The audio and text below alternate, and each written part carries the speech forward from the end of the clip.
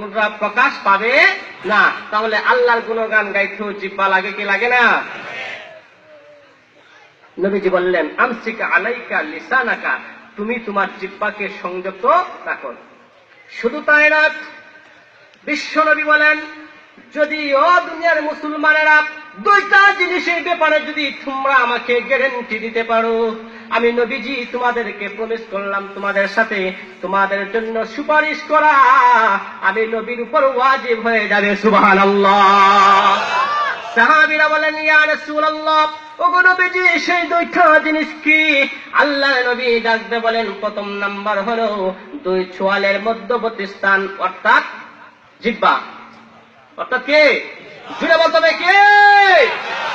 জিহ্বা। দুই নাম্বার হলো দুই উরুর মধ্যবর্তী স্থান, অর্থাৎ লজ্জাস্থান। কোন মানুষ যদি দুই চোয়ালের মধ্যবর্তী স্থান অর্থাৎ জিহ্বা এবং দুই উরুর মধ্যবর্তী স্থান অর্থাৎ লজ্জাস্থানের হেফাজত করে, নবীজি বলেন সেই ব্যক্তির জন্য সুপারিশ করা আমি নবীর উপর ওয়াজিব হয়ে যাবে। সুবহানাল্লাহ।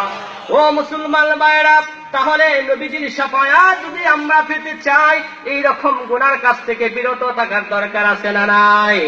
আল্লাহ রাব্বুল আলামিন বললেন, তাকরাবুস জিনা ইন্নাহু কানা ফাহিশা।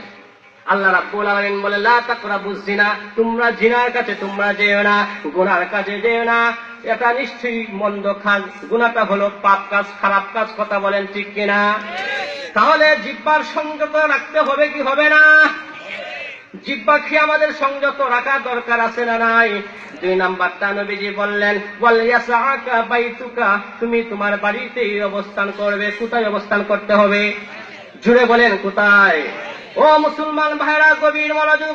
বাড়িতে যদি আপনি অবস্থান করেন, খান্দাল গ্রামের মধ্যে আছেন, আপনি বাড়িতে সবসময় যদি অবস্থান করেন, কিশোরগঞ্জ শহরে আপনি গেলেন, আপনার চাচাতো ভাই কিশোরগঞ্জ শহরে বড় লিডার, বড় নেতা, হঠাৎ করে আওয়ামী লীগ বিএনপির মধ্যে যুদ্ধ লেগে গেল, ঝগড়া লেগে গেল।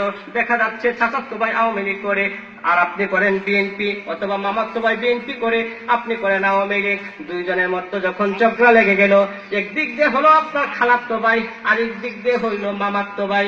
এখন খালাতো ভাইয়ের পক্ষ